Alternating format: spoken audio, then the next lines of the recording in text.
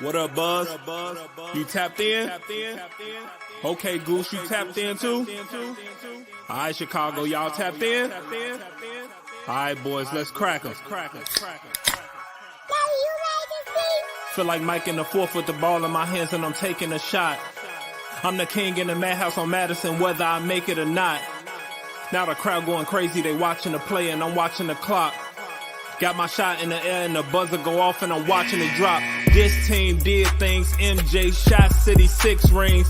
D-Rose too big, too fast, too strong. History, and we good on that. Put Jilla on the track and we good on whack. 3, 2, 1. Everybody say Bulls on tap. Bulls on tap. Our city pretty and gritty. Benny the bull in the crowd getting hyper and litty. Me, I'm so drippy, it's slippery. Nothing offends me. Banners on banners, we winners. We got the stats in the news. Go and subscribe. Hang out with Buzzy and Goose. Tapping with us, we the truth. Jilla just murdered the booth.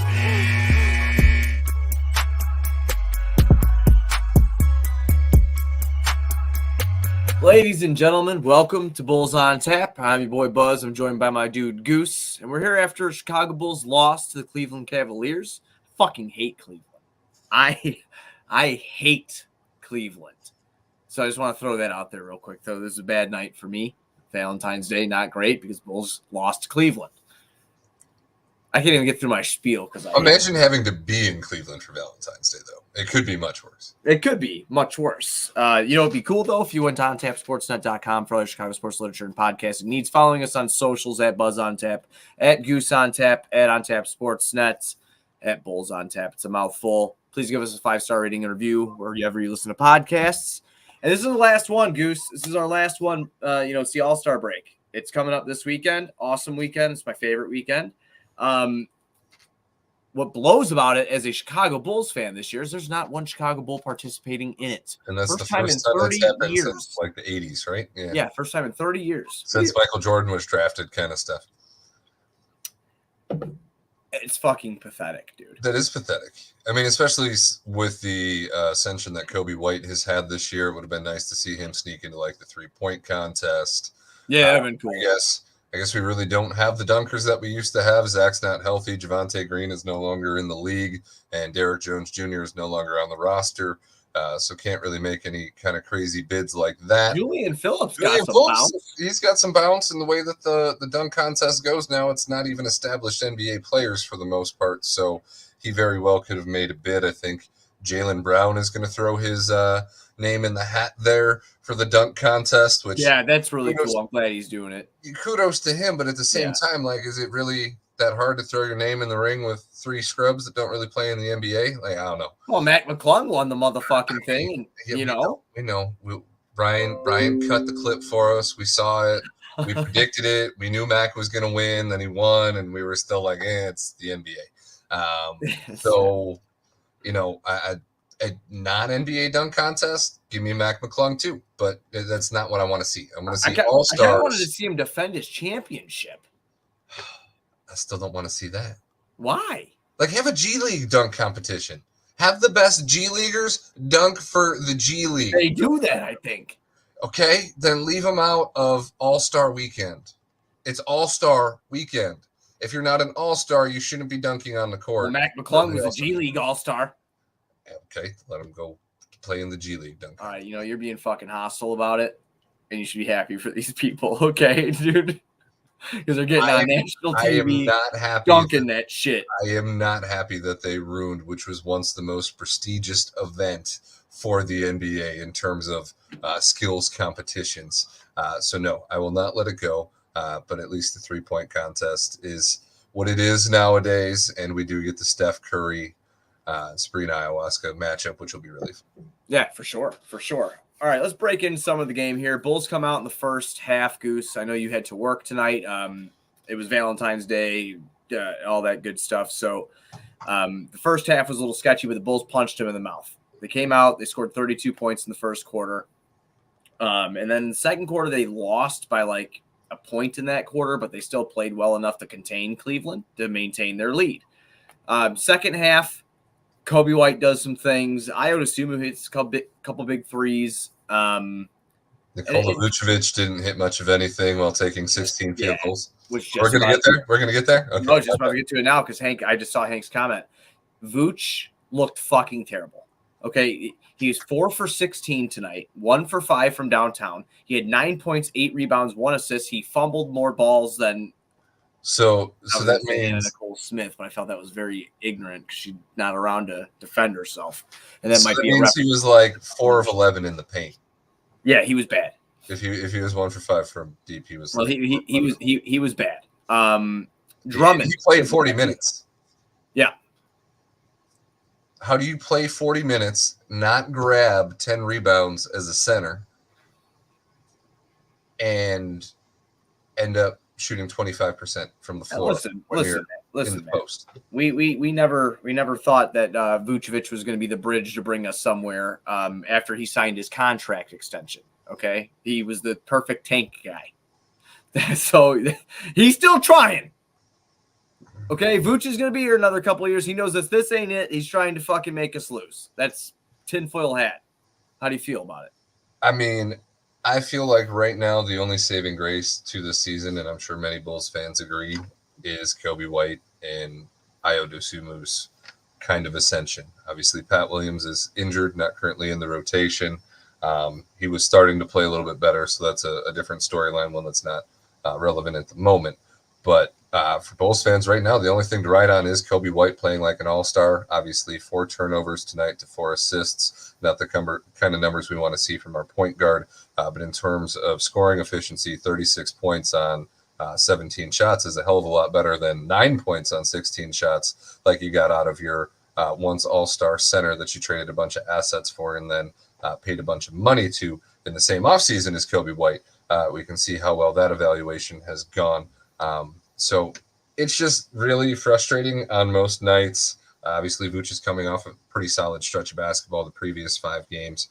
So to have this blunder against a team like the Cavs, who's one of the hottest in the league right now, but to blow it this bad when you're supposed to be that dude and you don't even have the Zach LaVine excuse anymore is just, it's sickening. But for us, it's sickening, man. Yeah, but for us, the fans who kind of secretly want to see the losses, it makes Acme look bad. Secret about it. You just came off a trade deadline where you touted this guy for his double prowess and how great of an acquisition and retention he has been, and he does this against the team that you're supposed to be competing with.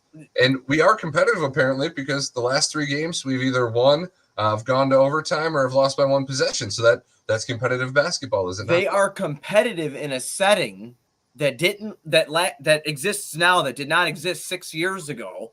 They are competitive. Yeah. If that setting does not exist, they're not in the playoff picture. So I pulled up the standings because obviously, again, we're going into the NBA All-Star break, right? So I'm just going to read a couple off here, and then I should read the stat lines of the game, too, for people that didn't get to catch it, that actually listened to our show for postgame. Before the standings, Kobe White, 11 for 17, 5 for 8 from downtown, 32 points, 7 boards, 4 assists, 4 turnovers, and a steal. DeMar DeRozan, 24 points on 9 of 16, 6 assists for him. He had 24 points. Ayo hit 4 of 10, 4 from 7 from downtown, 12 points, 4 rebounds, 2 assists. Another thing I wanted to point out about this game, the officiating was fucking trash. It's like they wanted the Bulls to lose. I do want to say that real quick, They're trying to keep this Cleveland streak alive? Yeah, something, because it was terrible officiating. That fucking foul call on Caruso on the end, when you'll see it when you fuck around and go on Twitter, but Mitchell pushed him off, man. They called the fucking foul on Caruso, and Billy didn't challenge it, and I don't understand what the reasoning is, if there was a rule to that, if I'm missing something. I don't think I am.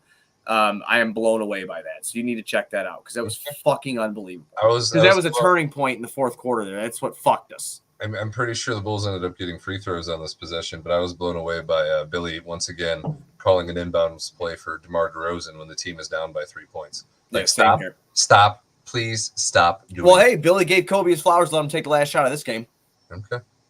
I mean, he had to do it over Evan Mobley, and that's fucking tough task for anybody. Guy's 6'11", so that's tough. But I mean, Kobe got the last shot. It was a 3, and he's been playing real good. But getting back into the standings part, Boston is leading the way by a pretty good margin. They're 6 games up on Cleveland. Milwaukee's 8 games back of first. New York is 10 games back of first. Philadelphia is 10.5. Indiana's 12.5. Miami is 13. So is Orlando. The Bulls are 17 back in the 9 seed. They are 26 and 29. The 7 and 8 seed are 30 and 25. So they're all positive. They're above 500 teams. Right. So this competitive thing that we're talking about, it did not exist if this sympathy tournament was not put into place. Yeah, if this money grab tournament wasn't put into place. I mean, and obviously it was put into de-incentivize tanking as well to give teams like the Bulls in this fringe area the trophy to say, hey, we did it. We were in the play-in. So yeah, you get a competitive award for nothing. Yeah, it's awesome. Yeah, it's like a trophy everybody gets. Yeah, it's fucking asinine is what it is. It makes sense if you put 2 expansion teams on, right? Like a Vegas and Seattle thing, then I can live with it a little bit more, even though I still wouldn't like it because, playoffs should be sacred. The thing that sucks about this competitiveness is it seems that the Bulls are either fighting back from a double-digit deficit in the fourth quarter and they come back and they steal a win, or they completely blow the fourth quarter. Oh, yeah. The Magic game, I believe they had a 15-point fourth quarter after leading most of that game, which was a good game up to that point, and then going into overtime and getting blown out. And obviously, it being the Magic, that game hurt a lot because that's the team you made a trade with to accelerate your timeline in terms of competitiveness, and they've already caught you and passed you, and you've re-extended the guy that you traded them too much for. Do you realize how embarrassed Arturas Karnisovas and Mark Eversley have to be? I mean, embarrassed. I mean, you're going into the All-Star break, Goose, with nobody in it, okay? Even your own post-game show. I actually got to watch that tonight because we didn't go live right after, and I very rarely watch that. Not because I don't like it. Those guys are good. It's cool, but we do our own thing. But Will Perdue was just like, he said something about listening to Arturas Karnisovas talk, and he's like about how we're competitive and all that, and he goes, the team with more talent beat you tonight. And Kendall Gill agreed, and Jason Goff agreed. And that's the thing. That's why this is such a – I hate this, that it makes us competitive. Like, it doesn't. We need to be we need to be going this way to get competitive. They need to be embarrassed right now. And there are several metrics out there that would suggest that this season the Bulls have been equally or more competitive than they were opposed to a season like last year. So there are numbers out there where I guess if you really want to see it, and you really want to believe it, you can find the numbers to justify it, like most things. But to the eye test, to even the average fan, this is not the idea or the notion of competitiveness, at least not the kind that a franchise like the Chicago Bulls should be seeking. It's just unreal. Like, All-Star Weekend, no Bulls involved. Or Arturas Karnisovas is like probably – he's aged like a fucking president. In this position. Look at him when he first started. Look at him now. I mean, seriously, it looks like when he came in, there was all those videos of him kickboxing and like doing taekwondo and shit. And yeah, dude. Now he's gonna need a walker. No, I know he's aged 75 years in fucking 3. It's unreal what happened to the guy. Like I feel bad. It's got to be a stressful ass job, but like my goodness, man. It can't like be that stressful when you don't do anything. What was that? You can't be that stressful when you don't do anything. No, yeah, it's true. I mean, well, maybe he's on Twitter and he just doesn't like when people shit on him. Maybe you should get off Twitter and pick up the other cell phones.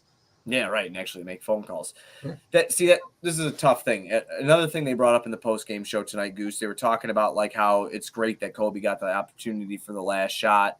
And then Billy, they cut from that conversation, cut into Billy doing his post-game press conference. And Billy Donovan's sitting there, and he's talking about how, this is just a really great opportunity for the young guys. They need to be in situations like this and stuff like that. I'm like, then why the fuck are you leaning on Torrey Craig in a crunch time moment? Like, where's Julian Phillips then? Why are you leaning on Torrey Craig? And if we're talking in those terms, you're talking about a rebuilding situation. Exactly. That's about a competitive situation. So the fact that we didn't make that pivot is just extremely embarrassing. Although we did beat the Hawks, and beating Trae Young does make me happy, especially when Io embarrasses him the way that he did. I cannot stand Trae Young. They were saying he's gonna be on he's a possibility for the Lakers. I can see it. Really? I mean, I got to think you probably get more for Trey than you do Murray, which is weird because you think at some point Trey really, he has some of the gaudiest, outstanding numbers you've ever seen, but they really are so empty calories that it's hard to take them at face value. You're gonna have a bunch of people getting mad about how you don't watch Atlanta Hawks basketball, you don't know how bad it is or whatever. But no, there's some players over on Atlanta that are good, dude. You know, they have literally tried to build a team around Trey Young's flaws for the longest time, from Capella to Okoro to Hunter. Not Okoro's on Cleveland.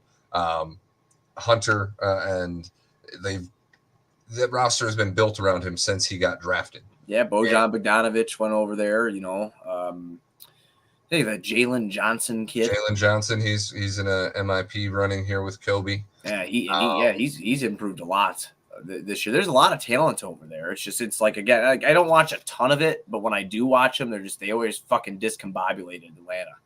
I never understood the backcourt of Murray and Trey Young, though. I still don't really get it. Going to get a point guard to pair with your extremely ball dominant point guard didn't make sense to me either. Like, the defensive side of it made sense, but I feel like you could have gone and got an Alex Caruso if you wanted somebody that was just going to be your defensive stopper next to your ball dominant point guard.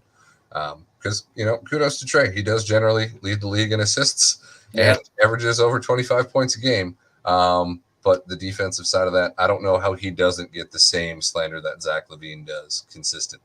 No, because Trey Young's an offensive juggernaut. I mean, especially when he gets going, he will win you some games. And I understand what you're saying, Mike. Why doesn't he take the scrutiny that Zach gets? Is Trey Young has played in some big fucking games in his career. He made a playoff push. That did happen. Zach LaVine's never done that. I mean, Zach LaVine got handed a bag and was a fucking 2-time All-Star on a team on somewhat of an ascension at the time, but he's never even led a team to a 500 record. That's true. No. And the team traded for players to bring here and they kind of took over his team. Right. I mean, he's always just been that's the thing about Zach. He's just always been a big question mark. And it's funny going into the break now, I guess we get to openly talk about it instead of just fucking talking about the game. It's just like, when I think about Zach, I think that the first thing that comes to my head right away is like, okay, yeah, dude can score like a motherfucker, right? Like, I mean, especially when he's on and engaged, he could score with the best of them. Heck, the only reason we were almost able to dump him on Detroit is because he dropped 51 points on their head in a loss. But he gives me those like Monte Ellis vibes, like I score a ton of points and they don't mean shit. And that happens, man. That happens to him. And I don't know why. Did he contribute at a high level when the team was booming? You're fucking right.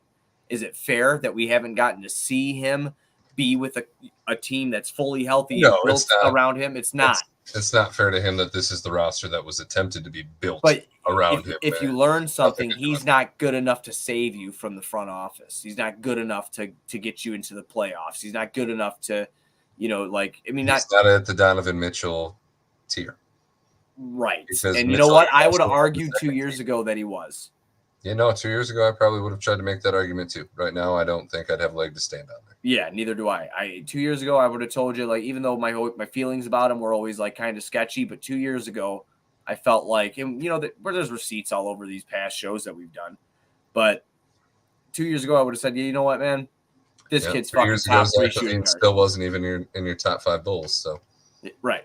But I would have called him a top 3 to top 5 shooting guard at the time. I would have called him. If I was wrong, I was wrong. It is what it is. It's whatever. But do you have any biggest surprises, I guess? I know that's kind of off the cuff, but fuck it, dude. Do you have any surprises of the first – I know the first half of the season's over, but going into the All-Star break is the half. You know what I'm saying? You're in the final stretch now. I think Kobe's obviously the obvious one. Well, no, I'm talking around the NBA now. Oh, around the NBA in general. Yeah. I want to say the Pacers, but not really, just because you kind of knew that was coming with the way Halliburton kind of took over that team after the Sabonis trade. So their ascension is somewhat surprising, but not really. I guess the most surprising thing is the current rumor of LeBron and Golden State. What the fuck was that? Was that for real? That was Draymond reaching out to Rich Paul and saying, hey, LeBron should come over here and, do this thing. Is And that for real? LeBron and the Lakers both said no, but very much so. It's been on talk shows pretty wide the last day or so. And ironically, you go into this offseason, LeBron has a $52 million player option.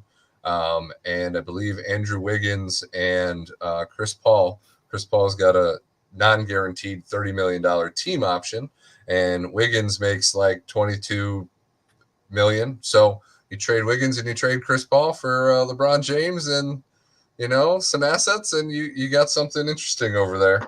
I think that would ruin the NBA personally, because I don't think it would. You don't think it would? Because it kind of goes back into the biggest surprises thing. Those guys, yeah, Steph's great. Like, they're one of the greatest of all time. LeBron's obviously one of the greatest of all time. We know that, but those guys are getting older.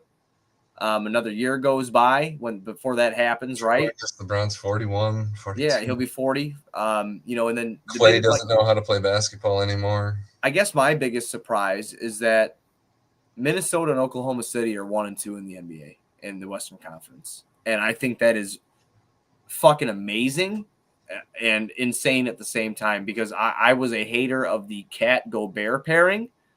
And it did not work at all last year. But you know what? Chemistry was set, continuity. And, and, now they're 38-16 on top of the Western Conference. And there's also got Anthony Edwards. So well, right. Yeah, absolutely. But they did it the right way. Which is funny, because I heard there was Jason Williams, White Chocolate, talking on a podcast how he was coaching some younger teams, and he actually had Anthony Edwards benched, and somebody had to come up to him and tell him, be like, hey, no, you need to play that kid. And he was like, no, it's fine. just on pure assessment of initial feelings of the players, he had benched Anthony Edwards. Well, you know what's so awesome? I'm having real fun with it, because I don't know who the best shooting guard in the Western Conference is. That's how tough it is right now. You've got a guy like Anthony Edwards. You've got a guy like SGA, and I could literally, you got a guy like Paul George, and he's playing pretty well right now.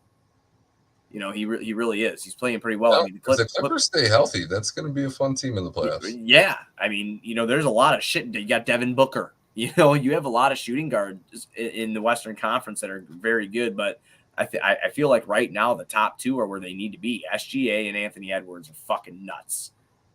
They're the new breed of NBA, small, not like the Wembanyama and the Chet Holmgrens and the super athletic. Yeah, they're back kind of, and they and I like Anthony Edwards takes a ton of threes, but he takes a ton of mid range, and so does SGA, kind of bringing the mid range back. No, you're getting the Jordan kind of shooting guards back. Yeah, it's kind of cool, just man. That extremely athletic 6'5", 6'6" build, do it all kind of guys. Do you have an MVP? Do I have an MVP? If you had just your mid-season MVP, if you had to guess. I might have to throw it to somebody on Boston, like Tatum, just because of the team success that they've had.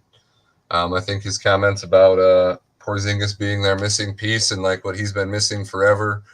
He kind of compared Porzingis to Paul Gasol with the Kobe narrative, and obviously people like to get on Tatum for riding that Kobe references. That's his hero, though, man. No, so exactly. So no, I hate to say it because obviously they're in the East, but I'd give Tatum my bid currently. But obviously what Mitchell's done for the Cavs with their injuries has been extremely impressive, and what Brunson has been able to do too.